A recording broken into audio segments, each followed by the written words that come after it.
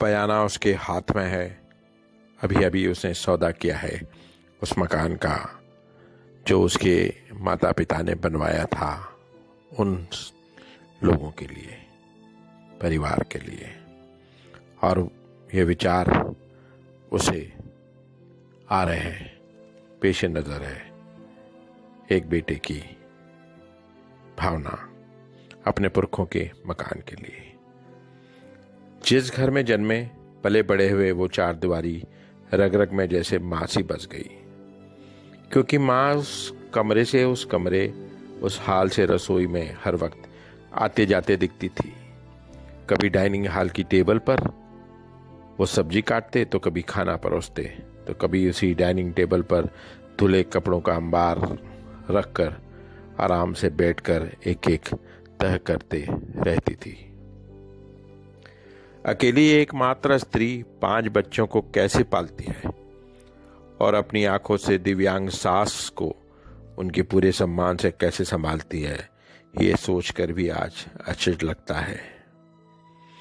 ऐसे वक्त में जहां सब अपने अपने लिए केवल निज के तय जीने वाले, क्या ऐसे किसी धरोहर को अमूल्य याद के सदके संभालने को तैयार होंगे, जहां जिंदगी के कितने पलों लम्हों के किस्से दर्ज होंगे, जिनमें किसी के आने की खुशी तो गुजर जाने का गहरा दुख वाला मंजर भी होगा।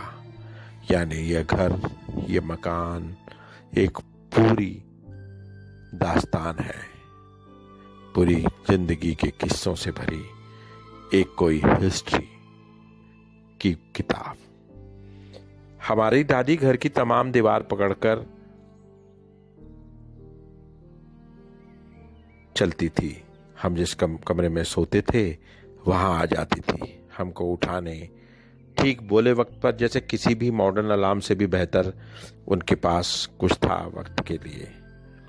उन्हें बिल्कुल भी दिखता नहीं था, तब भी वो छाछ बिलोती, लकड़ी की अपनी मथनी से मक्खन अलग निकालती और हमें आवाज देकर बुलाती और बड़ा सा ग्लास भर कर देती, बोले लो पी लो।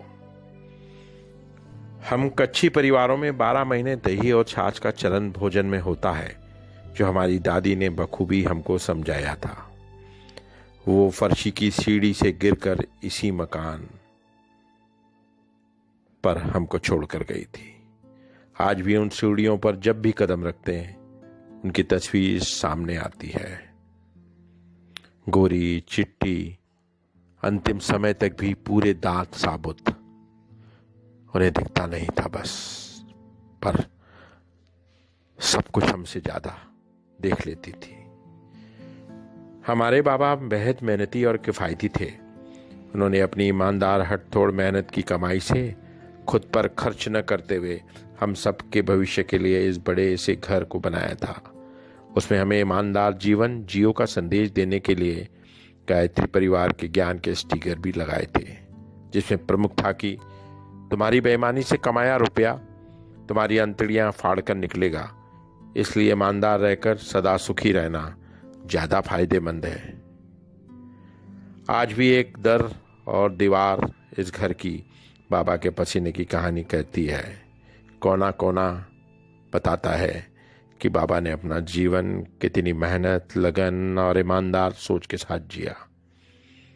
हम भाई बहन इस घर में ही सालों तक बड़े सुखों से पले, बड़े अपने जीवन की राह पर चले। यहीं से हमें अपने जीवन साथी मिले और उनसे परिवार आगे फला फूला बढ़ा। वक्त का क्या है, अब वो आगे बढ़ता है।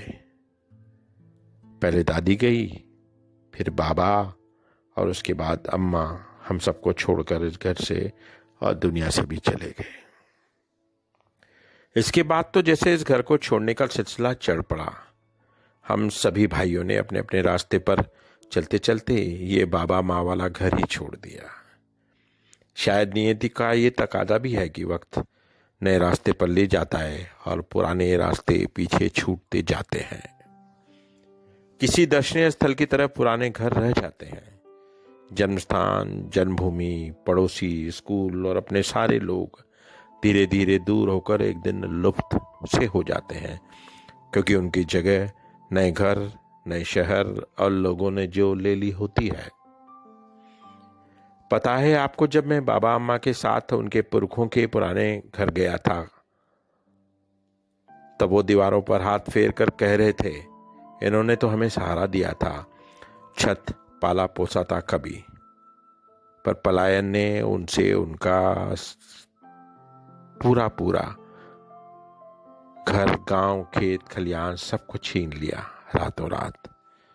और उनकी आंखें उस घर को देखकर नम होने लगी। उन दीवारों के स्पर्श से वो भाव विह्वल हो गए, जैसे कोई प्राणवान इंसान हो उनके लिए।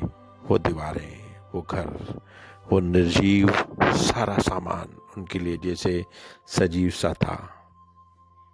सच में जहां हमारे माता पिता सालों तक रहते हैं, हमें कठिन से कठिन वक्त में अपना पेट काट कर मुस्कुराकर पालते पोसते हैं, वो घर, चार दीवारें किसी भी मंदिर से क्या कम होती है?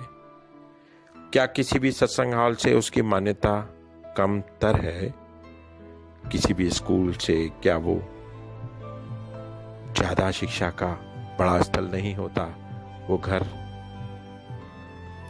मुझे सच में आपका जवाब नहीं पता क्या होगा, पर उनकी दीवारों का स्पर्श मुझे तो लम्हा लम्हा उनकी उपस्थिति से भर देता है, जिन्होंने मुझे जन्मा था, कभी अपने सारे सुखों को तजकर हमें पाला था।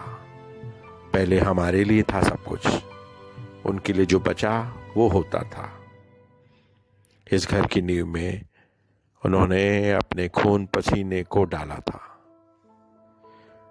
इस बार जब उसी घर से दिवाली पर अपने शहर लौटा, तो सभी दीवारों को धीरे से स्पर्श कर आया। न जाने वो दीवारें अब वैसी रहे न रहे या किसी और की हो जाए, और वो उसे करीब से स्पर्श का मौका दे न दे अगली दिवाली पर मुझे, क्योंकि वो अब कीमती दौलत हो गया है। घर के अलावा भी तो उसकी इतनी कीमत है मार्केट में। वक्त का यही तकाजा भी तो है। वो इंसानों से अपनी सबसे प्रिय वस्तुएं, रिश्ते, नाते लगातार नए लोभ, लालच, लाभ, हानि देकर छीनता रहता है, और सब इस राह पर आगे बढ़ते और बढ़ते जाते हैं, जिंदगी का सफर मानकर, अपनी सफलता की खातिर। देखो ना, बयाना लेकर आ ही तो गया उस घर का, उस मकान का जो माँ बाप ने अपने खून पसीने से बनाया था, बड़ा किया था, जिसमें हम पले पड़े और लायक बने।